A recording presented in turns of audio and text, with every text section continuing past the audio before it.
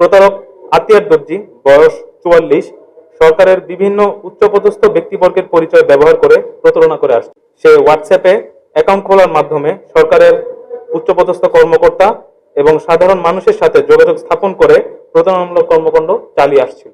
মামলার এজাহার সূত্রে জানা যায়, একটি প্রতারক চক্র সরকারের বিভিন্ন উচ্চপদস্থ ও গণ্যমান্য ব্যক্তিবর্গের ছবি ও নাম ব্যবহার করে মোবাইল নম্বরের মাধ্যমে ভুয়া হোয়াটসঅ্যাপ অ্যাকাউন্ট খোলে।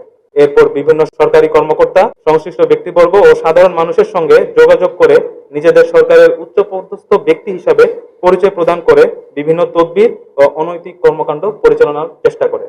অভিযোগ অনুযায়ী উক্ত ভুয়া অ্যাকাউন্ট থেকে সংশ্লিষ্ট বিভাগের বিভিন্ন কর্মকর্তা ও অন্যান্য ব্যক্তিদের সঙ্গে যোগাযোগ করা হয়।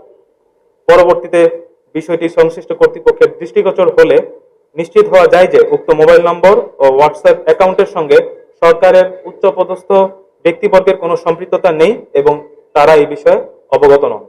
প্রাথমিক অনুসন্ধানে প্রতীয়মান হয়েছে যে সংঘবদ্ধ প্রতারক চক্র ডিজিটাল প্ল্যাটফর্ম ব্যবহার করে সরকারের গণ্যমান্য ব্যক্তিদের পরিচয়ে ভুয়া ব্যবহার করে প্রতারণা, প্রভাব বিস্তার এবং অবৈধ সুবিধা আদায়ের অপচেষ্টা চালিয়েছে।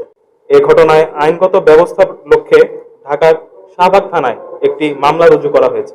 মামলার তদন্তকারী কর্মকর্তা কর্তৃক প্রেরিত অভিযোজন পত্রের ভিত্তিতে র্যাব 10 গোয়েন্দা দল নজরদারি বৃদ্ধি করে।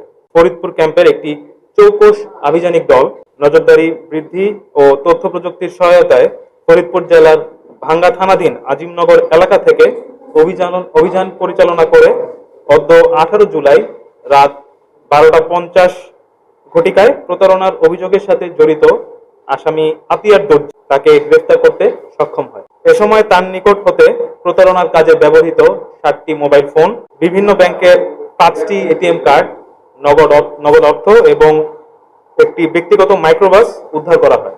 আইনানুগ ব্যবস্থা গ্রহণের লক্ষ্যে গ্রেফতারকৃত আসামিকে সংশ্লিষ্ট থানায় হস্তান্তর